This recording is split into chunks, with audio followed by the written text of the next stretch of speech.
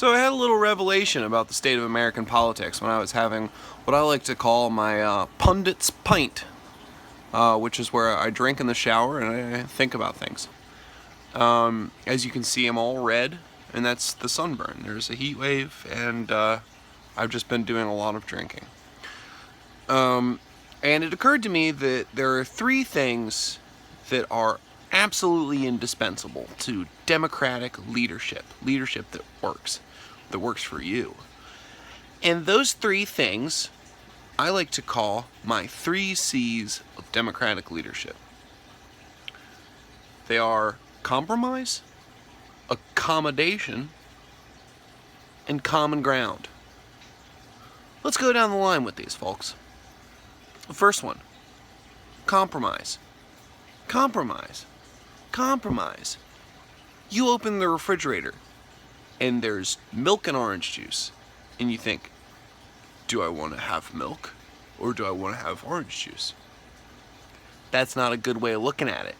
You can do both. It's called compromise. So, you take a glass out of the cupboard and you fill it halfway with milk and halfway with orange juice. That's compromise. Delicious compromise. Number 2, accommodation. If you want to reach the majority of Americans with your policymaking, with your legislation, you need to accommodate all different kinds of Americans, which means having a big party. Having all kinds of people over with disabilities and all kinds of crazy stuff. 3. What was it? Common ground.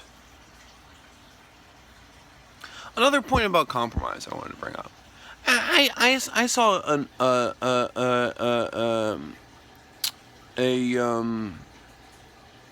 article about the other day that really touched my heart.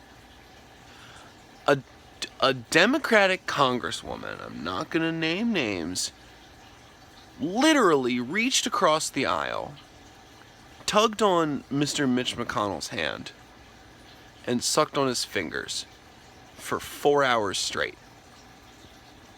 Number 3, common ground. There's common ground. You need to find it. It's buried, hidden, but you can find it, you can tap into that common ground. And that common ground is a hard line on Iran.